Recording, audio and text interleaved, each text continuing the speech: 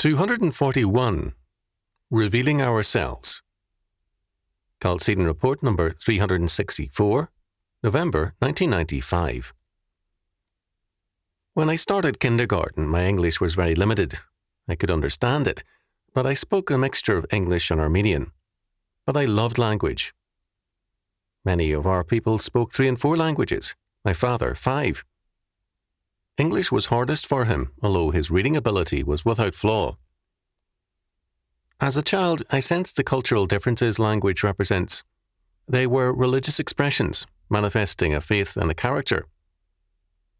I once, as a student, heard a professor of Hebrew say that English was heavily influenced by the Hebrew of the Bible, especially the translation of Isaiah in the Authorized Version.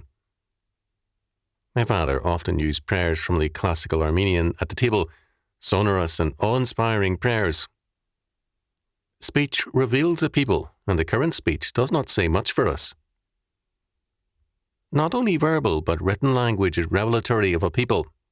Everyday speech, novels, and more indicate what we are. Our speech betrays us, and it marks us, but so too does our literature and film fare. I would listen as a child to the conversations in various languages and the nuances in meaning. Some languages have a harshness and are not as amenable to Christian use as others. In 2nd grade, I learned there was still another, quote, language, end quote, the comic strip. I was both entranced and baffled by it. I saved comic strips and had quite a stack of them that I read and reread, trying to fathom their meaning. A baffling one, popular with other boys, was the Katzenjammer Kids by Rudolf Dirks. Later, it had another similar life as The Captain and the Kids.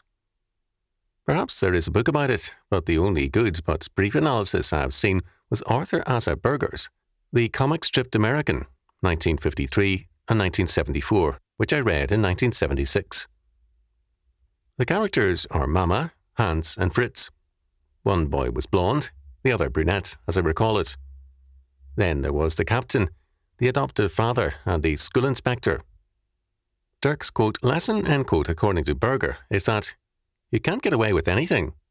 But I think the message that came through and made Hans and Fritz heroes was that they were destruction incarnate, and their philosophy, according to the inspector, was society is nix.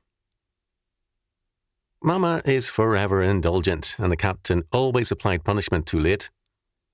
Mama always loved her destructive offspring and could not see their evil.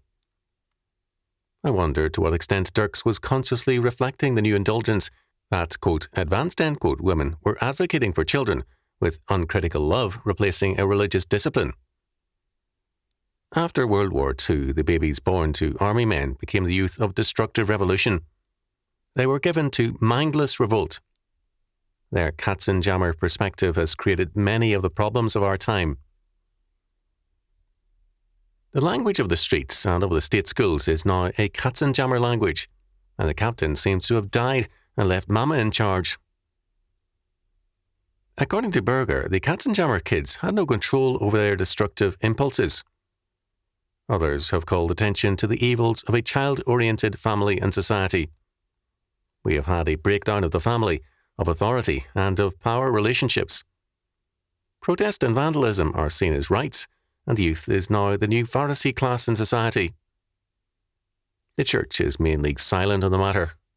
I regularly hear of incidents where some adult gets in trouble with parents and the church for trying to stop misbehavior or vandalism in church by children or youth. Our speech betrays what we are, and also our control, or lack of it, over our children.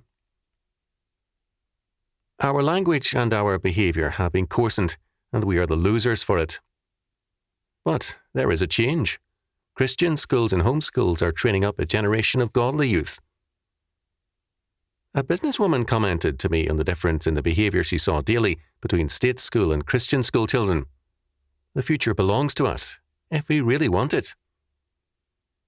We are constantly confessing our faith in our speech, our reading, our taste and associations, and in our children.